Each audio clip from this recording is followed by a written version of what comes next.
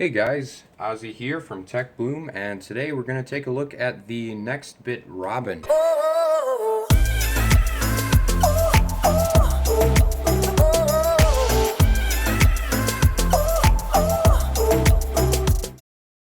So I got this phone today. I haven't opened it yet. All I did was take the plastic wrapping off of it, and right away I noticed that on the box is actually this really cool cloud sort of design slash texture thing going on here. And I don't know if you can see it, but right up here there is the Nexbit cloud symbol. And then Robin by Nexbit right on the front there. We turn it over, we get a list of the contents. Looks like we get the Robin lithium ion battery, which is built into the phone. It's a sealed battery. USB data and sync cable, and the SIM ejection tool. The wall AC adapter is actually not included with this. You have to buy that separate, and it's about $10 for the Nextbit official one. But let's jump right into the box here. So first we slide this down. And take that, put it over here. And then this sort of opens up like a book. Says, "Hey Rebel, meet Robin." Okay. Turn the page. Robin never runs out of space. How? When Robin is charging, connected to Wi-Fi, it backs up all your apps and photos to the cloud. When you need more space, Robin archives the stuff you never open. When you want to restore something that's been archived, tap to open it like you normally would. Robin will bring it back from the cloud right away. So the cool thing about this phone is it actually comes with 100 gigabytes of cloud storage just for this phone, which is really, really cool. Turn the page. Then we get some charging and SIM ejection instructions, and we get the phone right there wrapped in plastic. We get a USB Type-C charging and sync cable down here, and oh, it looks like it fell out of its little hole, but there is a SIM ejection tool down there too. So let's take the phone out here. Set that off to the side for now so we can look at what else is here. And that's a USB sync and data cable. It's a flat style, so you got that flatter USB Type A to USB Type C connector. You just undo these here.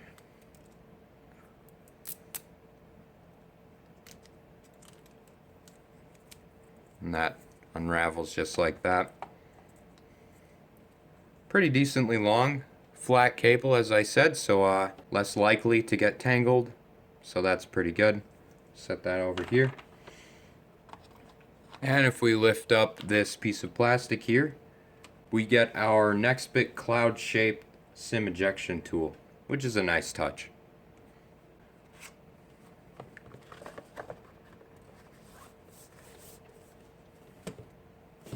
So, onto the phone itself. This looks like a very, very nice phone, very square. So on the front, the plastic says this is a speaker, which is right there. I guess, yeah, that's a speaker. This is a speaker too, not a home button. Down on the bottom there. That's pretty funny, I guess. Sarcastic. Nextbit. Nothing on the back. Just some writing on the front. Let's go ahead and open it up.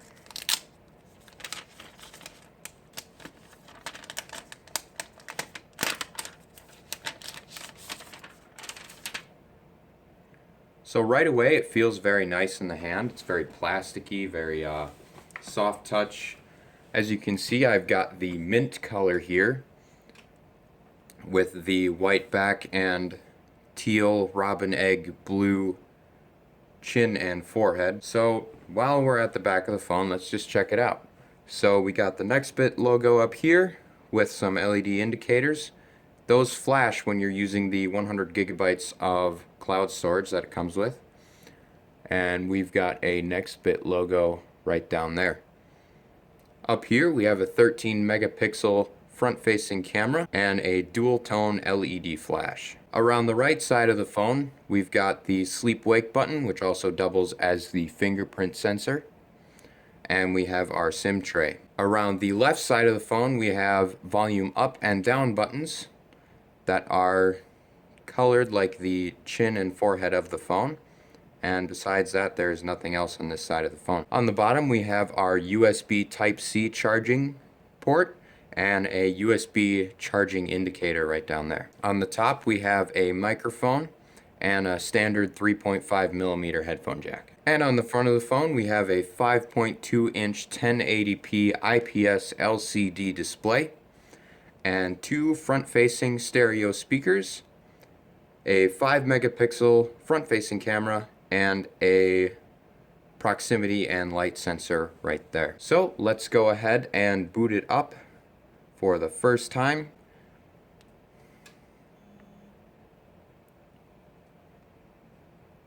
Very nice. So once I have this all set up, I will be back once I've played with it for a little bit, and we'll get on with the software review. Hey guys, I'm back. I set up the Nexbit Robin and played around with the software a little bit. So a couple things I noticed. This is a fairly light skin over Android, but it's all colored and schemed like the Robin colors itself. So you can see, if I pull down the notifications here, it's all white and that robin's egg blue that you can see all around the outside body of the phone. Another thing I noticed is that it doesn't have an app drawer. All your icons are right on your home screen. You can't get rid of them off your home screen, but it does sort of have an app manager right down here with this icon that's always present, kind of floats over all of your home screens. So you just touch that and you can see all your apps, your pinned apps, and your archived apps. So let's talk about the pinned and archived apps. So as I mentioned, this phone has 100 gigabytes of cloud storage, and what that does is it offloads apps that you don't use. So say I don't use Gmail very often, it will offload it to the cloud if I don't use it for a certain period of time. And what that will do is it will archive it, and it will be in this list of archived apps here. And as you can see, I don't have any archived apps right now, but it would be grayed out and become what's called a ghosted app. And to bring it back, all you need to do is tap on it, and it will bring it back from the cloud with all of your preferences logged in and everything. I think that's a really nice touch, and that's sort of the way the Robin claims to never really run out of storage. So it does this with all of your photos, videos, music, and apps. So in order to save apps from being archived, or apps that you just want to keep on your phone all the time because you use them so much you don't ever want them to be offloaded to the cloud, what you can do is you can touch on the app and then drag down, and then now it's pinned, and then that will show up in your pinned apps, and now that app will never get offloaded to the cloud no matter what. And what you can do is you can go into your pinned apps, just touch and hold it, and then touch that button to unpin it. So right now the Robin is running Android 6.0.1 Marshmallow. And it looks like I have a system update right here. I think that's for NuGet, maybe. Not sure. I've been told it runs NuGet, but I'll have to see and possibly update you guys later on that. So as I said, this is a 1080p LCD display, IPS, and it looks very, very nice, surprising actually. It's got a pixel density of 441 pixels per inch, and honestly it is not too shabby. It's actually quite a lot more impressive than I thought it was going to be. Color representation is very nice. Whites are always amazing with LCDs, so those are nice. Color saturation isn't as bad as I thought it was going to be. And honestly, the way they schemed all the colors with the wallpapers and everything, it honestly is a very clean and very nice, soft, soothing experience for whatever user. So I think that's it for the Robin. The last thing I'll do is give you guys a test of the inside and outside cameras. So I will show you those now. Hey guys, Ozzy here from Tech Bloom, and this is a test of the inside camera of the Nexbit Robin. It's a 5 megapixel shooter, And as you can see, it's not that bad as far as inside cameras go.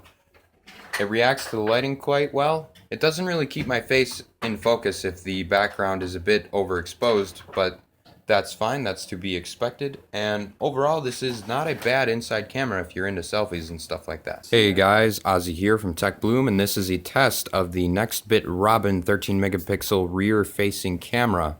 And as you can see, there's Andrew over there. As you can see, with this kind of crazy lighting conditions going on in this room, it actually exposes and reacts fairly well. The only thing I have to say about this camera is it's a bit noisy. As you can see in the door over there, you can see all the grain bouncing all over the place like that.